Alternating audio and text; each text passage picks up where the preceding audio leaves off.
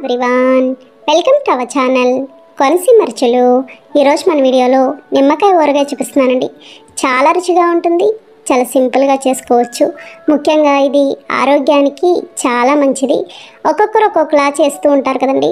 మేము ఎలా చేస్తామో చూపిస్తాను. ఇలా కొలతలతో చేసి చూడండి ఫ్రెండ్స్, అన్నీ సమానంగా సరిపోతాయి. మొదటిసారి చేసినా కూడా బాగా వస్తుంది.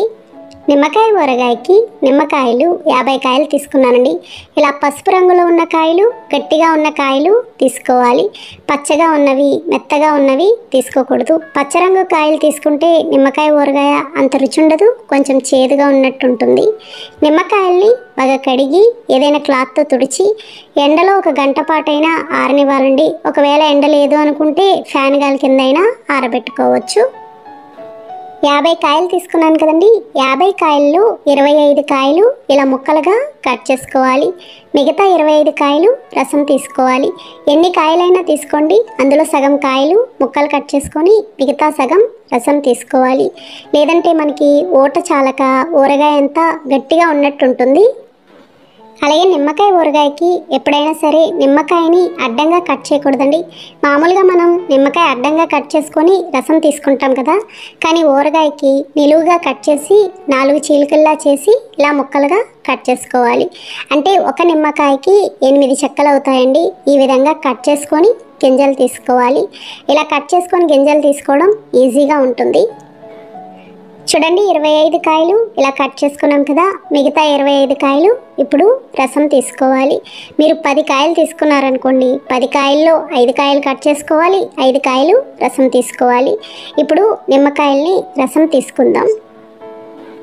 కొంతమంది ఈ ఊరగాయకి నిమ్మకాయ 4 ముక్కల్లాగానే కట్ చేసుకుంటారండి. నిలువుగా 4 కట్ చేసాం కదా, అలా ఉంచేస్తారు. కానీ అంత పెద్ద ముక్కల కంటే ఇలా చిన్న ముక్కలు అయితేనే బాగుంటుంది. చూడండి, రసం అంతా ఇలా తీసుకున్నాం కదా. ఇప్పుడు ఇది ఊరబెట్టుకోవాలి. ఎక్కువగా నిమ్మకాయ ఊరగాయకి కొలత ఉండదండి. ఉప్పు, కారం, ఉజ్జాయింపు వేసేస్తారు.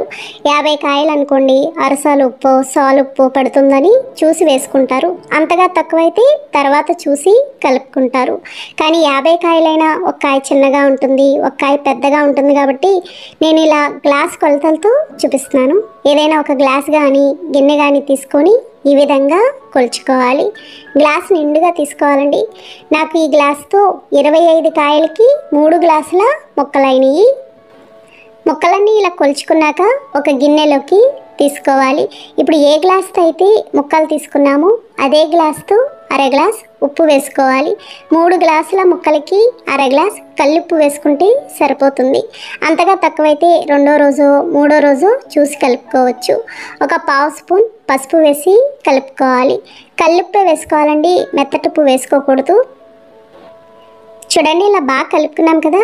ఇప్పుడు ఏదైనా ప్లాస్టిక్ డబ్బా కానీ గాజు సీసా కానీ జాడీలో కానీ ముక్కలు తీసుకోవాలి. ముక్కలన్నీ ఇలా తీసుకొని మనం రసం తీసి పెట్టుకున్నాం కదండి, నిమ్మరసం, ఆ రసం అంతా వేసేసుకోవాలి. ఇలా నిమ్మరసం వేసుకొని అవసరమైతే ఒకసారి కలిపి మూత పెట్టేసి 15 రోజుల నుంచి ఎన్ని రోజులైనా ఊరబెట్టుకోవచ్చండి. ఎన్నాళ్ళైనా ఉంటుంది, అస్సలు పాడవదు. నేనైతే మొత్తానికి 24 రోజులు ఊరబెట్టాను. 24 రోజుల తర్వాత ఊరగాయ కలిపానండి. కనీసం 10-15 రోజులు ఊరిన తర్వాత ఊరగాయ కలుపుకుంటే చాలా బాగుంటుందండి. ఈ లోపల కలుపుకుంటే మనకు అంత రుచి ఉండదు, చేదుగా ఉన్నట్టు ఉంటుంది. ఇది ఎంత ఊరితే అంత బాగుంటుంది. చూసారు కదా, ఆగస్టు 4న కలిపాను. ఇది 2వ రోజు అండి. 2వ రోజున మళ్ళీ ఒకసారి మూత తీసి పైకి కిందకి కలుపుకోవాలి.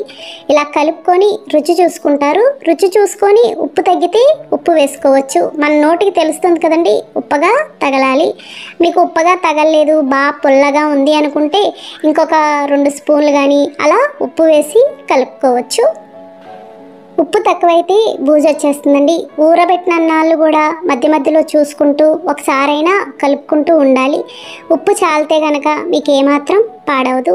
చూడండి, ఇది 24 రోజులు ఊరబెట్టింది. 24 రోజుల తర్వాత ఈ విధంగా ఉంది. ఇది కొంచెం చిక్కగా ముక్క మెత్తబడినట్టు అవుతుంది. ఎప్పుడైనా నిమ్మకాయలు ఎక్కువగా ఉన్నాయనుకోండి, ఇలా ఉప్పులో పోసి ఊరబెట్టి ఉంచుకోవచ్చు. ఎప్పుడు కావాలో అప్పుడు పచ్చడి చేసుకొని తాలింపు పెట్టుకోవచ్చు. ఇలా ఊరబెట్టింది ఎన్ని నెలలైనా ఉంటుందండి, అస్సలు పాడవదు.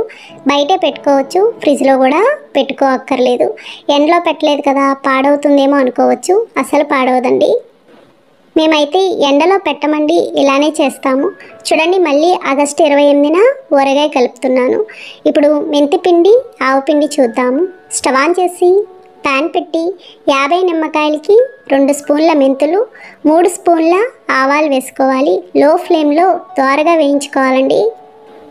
వేగేంత వరకు కూడా కలుపుతూ ఉండాలండి, సమానంగా వేగుతాయి. మాడకూడదు, మాడిని అంటే మాడు వాసన వచ్చినట్టు ఉంటుంది. చూడండి, ఇలా వేగినాయి కదా, ఇలా వేగితే సరిపోతుంది. ఇప్పుడు స్టవ్ ఆఫ్ చేసుకొని మిక్సీ జార్లోకి తీసుకోవాలి, బాగా చల్లారాలి. అన్ని ఊరగాయల్లాగా నిమ్మకాయకి మెంతిపిండి ఆవు పిండి కూడా ఎక్కువ పట్టదు, ఎక్కువ వేసుకున్నా చేదొచ్చినట్టు ఉంటుంది. ఇవి ఇలా బాగా చల్లారాక మెత్తగా మిక్సీ పట్టుకోవాలి. మెంతిపిండి ఆవు పిండి తయారైంది. ఈ విధంగా మెత్తగా ఉండాలండి. ఒకవేళ తక్కువ మొత్తంలో ఉన్నప్పుడు సరిగ్గా నలగదు కదా, అలాంటప్పుడు జల్లించి వేసుకోవచ్చు. ఇప్పుడు ఊరగాయ కలుపుకుందాం. నేను 3 మ్యాంగో కారం తీసుకున్నానండి.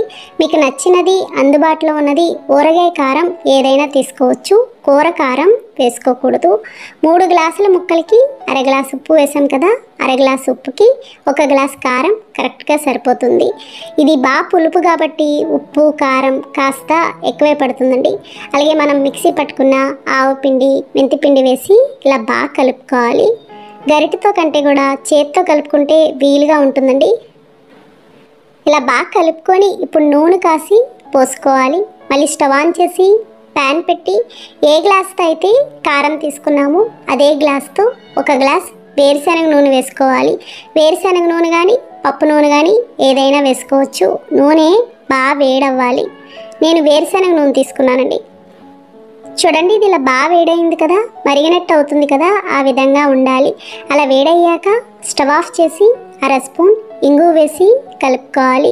ఇంకా ఏ పోపు అవసరం ఉండదండి, ఇంగువ మాత్రమే వేస్తారు. ఇప్పుడు ఇది బాగా చల్లారాలి. ఇది బాగా చల్లారిందండి. ఇప్పుడు మనం ముందుగా కలుపుకున్న ఊరగాయలో వేసి కలుపుకోవాలి.